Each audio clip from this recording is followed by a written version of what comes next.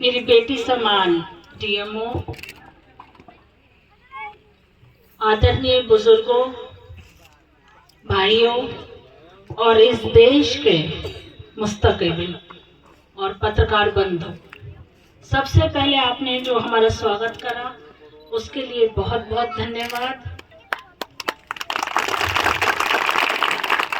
और ये आवासीय विद्यालय हमारी बच्चियों का फ्यूचर आगे चल के सेव करेगा, ये हमें अगले 10-15 साल में आप लोगों को समझ में आएगा जब यहाँ से बच्चियां पढ़ के निकलेंगे। ये हकीकत है कि कोई भी चीज आती है तो मैं सबसे पहले इलाके में कहीं और ढूंढती हूँ।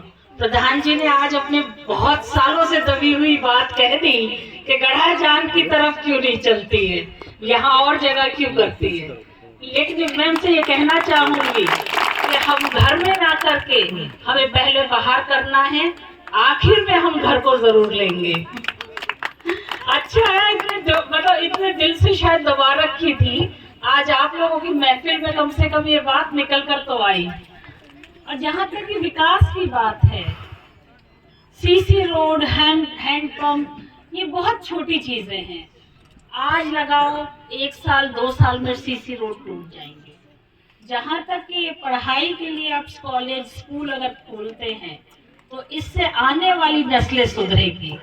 और जैसे कि हमारे आदरणीय अशोक गहलोत साहब का विजन है, जब वो पहली बार सीएम बने थे उस टाइम पे अब्बाजी उनके साथ मंत्री थे, तो उन्होंने कैबिनेट में डिसीजन लिया था कि ढानियों में बच्चे नहीं पढ़ते हैं, इसलिए 33% एजुकेशन थी पूरे राजस्थान में, लेकिन उन्होंने हर ढानी में खोला।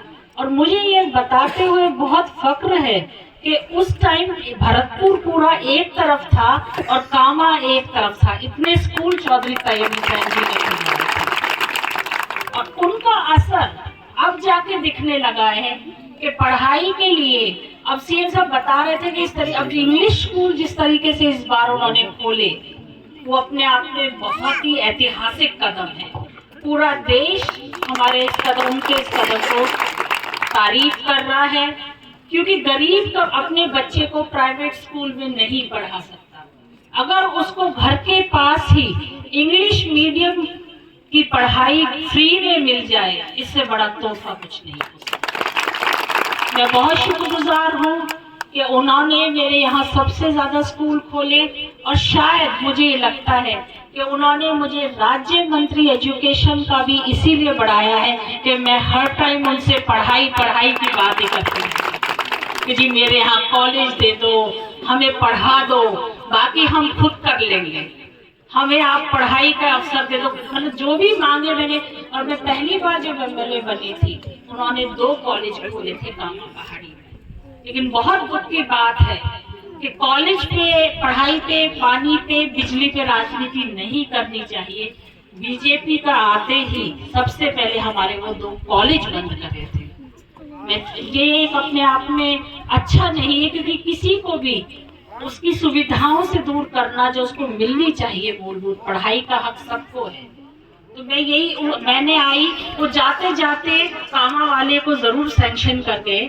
और मैं बहुत आप लोगों को बताते हुए बहुत खुशी हो रही है कि जिस तरीके से हमारे 2 रेजिडेंशियल गर्ल्स के बने हैं, मुझे पूरी उम्मीद है और हम मांग भी करेंगे सीएम साहब से कि हमें बॉयज रेजिडेंशियल स्कूल भी दिए जाएं, जिससे बच्चियां तो हमारी पढ़ें लेकिन बच्चे कहीं पीछे ना रह जाएं, उनको भी पढ़ाई का उतना हक है। और हमें एग्रीकल्चर कॉलेज दिया है सीएम साहब ने, जो कि 130 बीघा में बनेगा।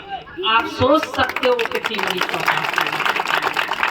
आप चिंता ना करें, स्कूल अपग्रेड हुए हैं, कहीं हमने जहाँ पे जरूरत थी, बिल्डिंग की जरूरत है, वहाँ पे हम बिल्डिंग भी बनवाएंगे। जहाँ आप लोगों ने कहा था कि सब्जेक्ट खुलना चाहिए, हमने वो भी खुलवाया है। फिर भी अगर कहीं कोई कमी हमसे रह गई हो तो मैं आप लोगों से दरखास्त करना चाहूंगी कि इन सीसी रोडन की बजाय तो स्कूलन की पढ़ाई की बात करो, जो जाके आगे जाके काम। तो मैं आप लोगों से यही कहते हुए एक बार फिर से, मुझे आज बहुत खुशी है कि बच्चियां ये हमारे साथ स्टेज पे बैठी हैं। ये आगे का फ्यूचर है, कामा का ये भविष्य है कि बच्चियां किसी से कम नहीं है। बहुत बहुत शुक्रिया, धन्यवाद।